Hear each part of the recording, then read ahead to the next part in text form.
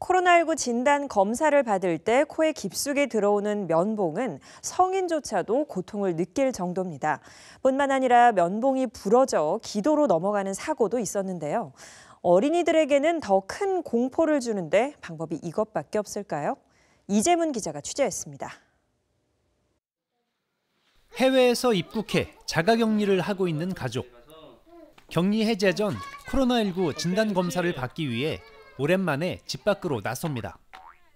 코로나 검사를 받으러 가는 걸 알게 된 아이들은 두렵고 무섭습니다. 검사실에 들어간 아이. 코에 면봉이 들어가는 걸 참아내기가 힘듭니다. 엄마가 움직이지 못하게 두 손을 꼭 잡고 머리도 잡았지만 한 번에 검사를 하지 못하고 두 번째 시도 끝에 검사를 마칩니다. 무덤덤하게 둘째는 그냥 하는데 이제 첫째는 이제 나이도 이제 좀 있고 다 아니까 그래서 그런지 좀 무서워하더라고요. 잠깐의 고통과 공포를 극복해내고 검사를 잘 마치면 다행. 드물긴 하지만 코에 삽입하는 면봉이 부러지는 사고가 발생하기도 합니다. 하남과 용인에서는 어린이가 검사를 받던 중에 고통에 몸부림치다가 면봉이 부러져 기도로 넘어가는 일도 있었습니다. 코로나19 검사 도중에 면봉이 부러지는 건 보건소마다 공공연한 비밀입니다. 겨울이라서 그게 잘 부러지고 그래가지고 코로 막 들어가는 경우도 좀 저희 예전에 있었거든요. 응급실 가서 빼고 그랬었죠. 질병관리청은 코에 면봉을 찌르는 방식의 PCR 검사를 공식 검사로 인정합니다.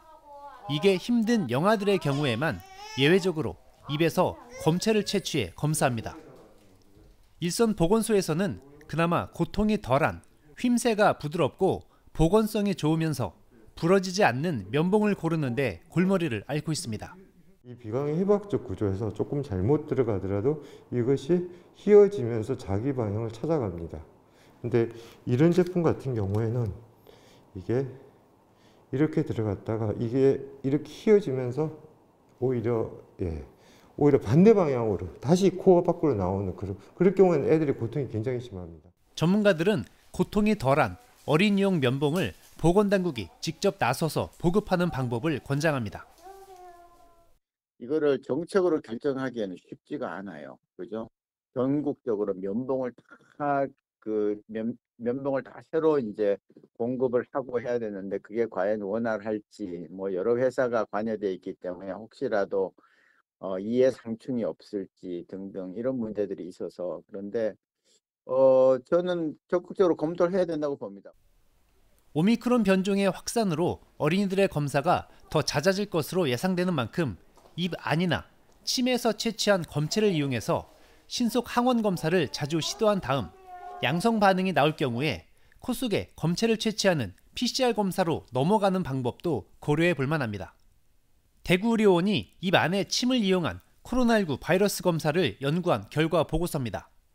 3,390명을 대상으로 실험을 했는데 침을 이용한 검사의 민감도는 91.6%, 코 속에 면봉을 찔러 검사한 민감도는 94.4%, 두 방식의 유의미한 차이는 없다고 분석했습니다.